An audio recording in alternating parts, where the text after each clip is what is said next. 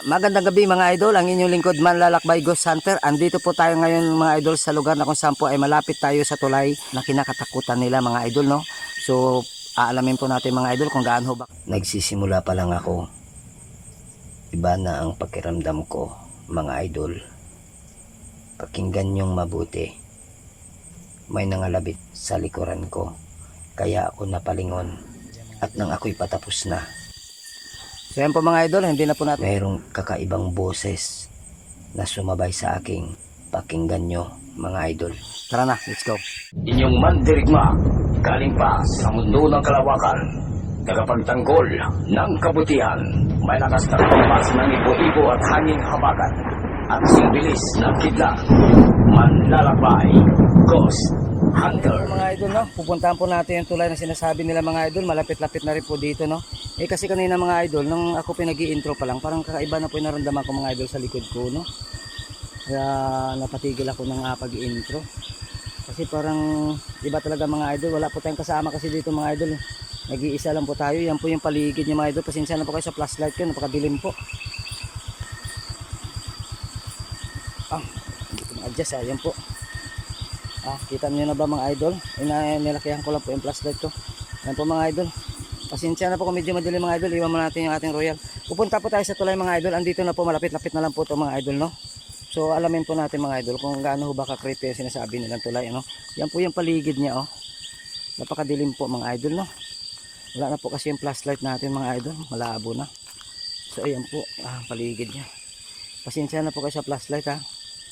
Yan po yung ano niya, mga malalaking kahoy mga idol, oh. Nakikita niyo ba dyan mga idol? Parang malabo talaga, no? So ayan po, oh.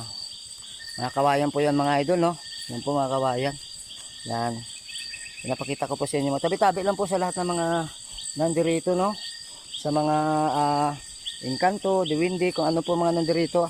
Pasensya na po kayo kaibigan. Ako po yung nagbablog lang, no? Sana po huwag kayo magalit sa amin. Magalit sa akin. Naiba na yung salita ko mga idol sa sobrang nginig ng tuhod yun. Nakakatakot kasi mga idol. So yan po. Ito na po yung tulay mga idol, no? Yan po mga idol, oh. Ito po yung tubig mga idol, oh. Yan, oh. Maraming tubig pala mga idol, oh. Yun, ano po yung tubig, no? Kikita niyo po ba yung idol? Madilim kasi mga idol, mahina na po kasi yung flashlight ko, no? So ito naman po yung kabila, oh.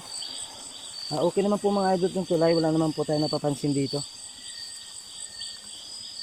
Okay naman po mga idol, no? Wala naman po tayong problemahin dito sa tulay. Sabi po nila kasi mga idol, para pong nakakatakot daw talaga itong tulay na ito, no? Dahil ano nga daw po, mayroon nga daw pong nagpaparamdam, no? Nagpapakita. Yan po yung ilalim ng tubig. Hindi nyo masyado mga idol makita, no? Dahil sa sobrang ano. So ayan po mga idol, no? Ayan po yung ating royal, no? Iniwan po natin mga idol.